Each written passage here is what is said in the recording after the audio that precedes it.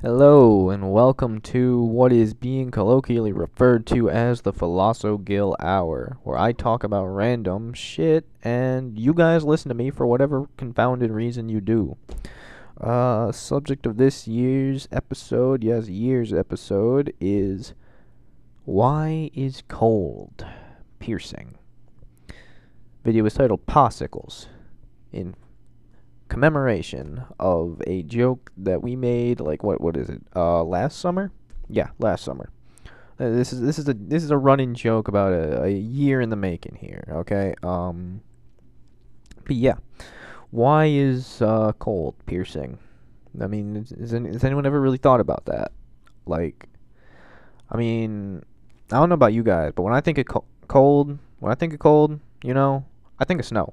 That's probably because I live in Michigan, but I think of snow. I don't know about you, but have you ever fallen in snow? Especially like when the snow is like frozen a little bit, like the end of winter when it's all just like got that really cold, icy feel to it. And it just like crunches whenever you try to eat it. I mean, that shit kind of hurts.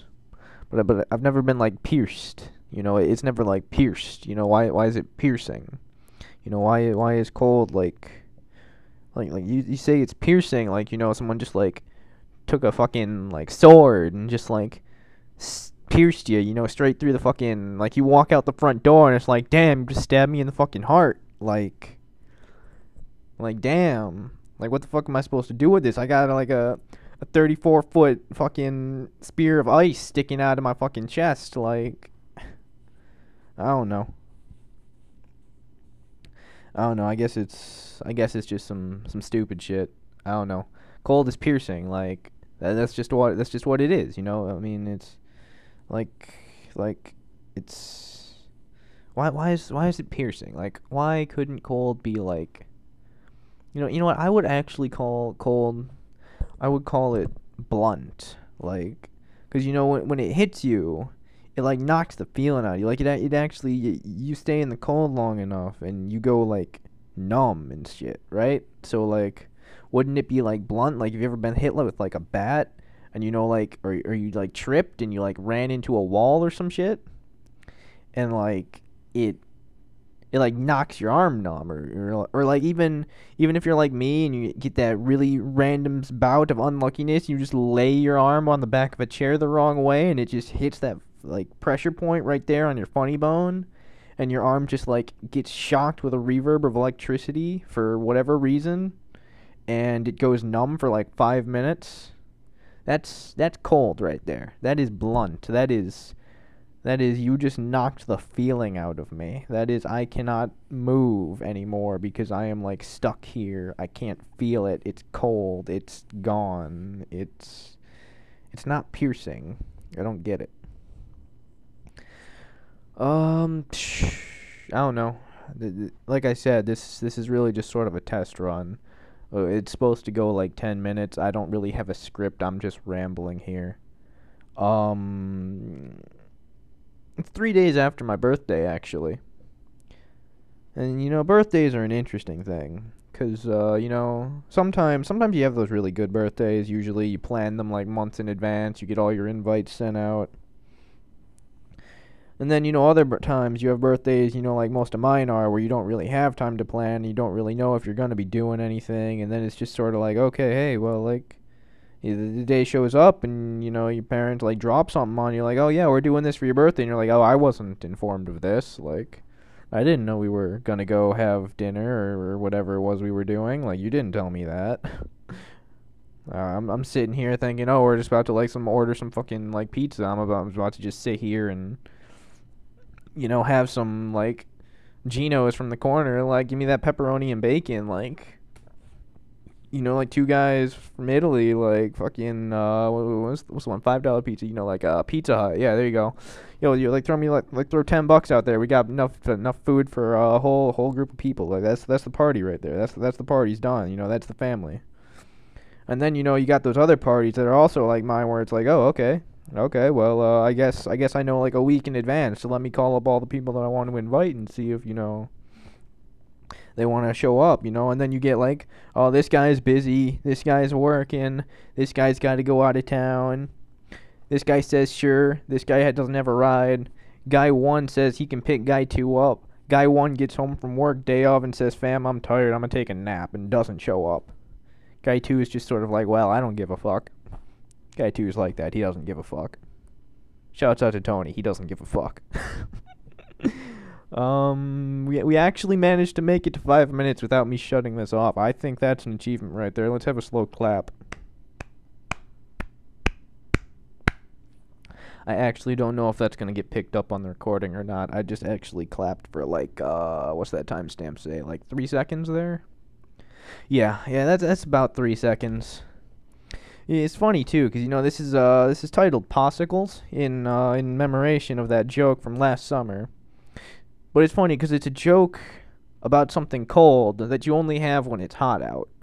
And I find that funny too, because you know, like you only, especially if you live in like Michigan or the Midwest or literally anywhere else in the fucking world where it's cold or hot at any point during the year, where it's like you notice that you like flock to these things, like you flock to them, like, oh, it's cold, and you're like, oh, get rid of the cold, I need to like go curl up next to this fire on top of this like volcano, like where's the lava at, pour that shit down my throat, like I'm freezing here, fam, like and it's like everyone like goes outside, they're all bundled up in their coats, you know, year after year. You'd think people would adapt, we're so adaptable, but you know, I don't know, you'd think people would get the hint, like, oh, maybe it's about to be cold, maybe I should, you know, get fat or something. But no one has any sort of natural ability to just change like that, I guess. I don't know. That's an evolutionary trait for you, I guess.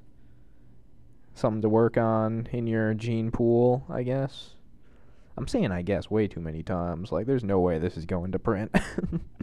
Unless you know the editor's just like, fuck it, let's run with it, it's good enough. I mean, I wouldn't be opposed.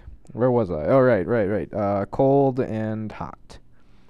But yeah, it's like, okay, it's cold, right? It's wintertime, and everyone's like, oh yeah, let's throw on all these jackets, let's turn on the heat, let's sit by the fire, you know, sing songs about like hot chocolate and fireside chats, and you know, we got Teddy Roosevelt over here like sitting inside of a rhino that he just hunted, like, yeah, it's warm in here, fam.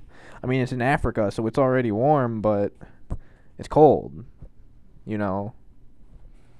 And then, you know, summer rolls around, everyone's just like, okay, let's get rid of the clothes, let's get rid of the roofs, let's get rid of all the heat, anything that makes heat can go, like turn the oven off, turn the gas off, turn the electricity off, but keep the internet, you know.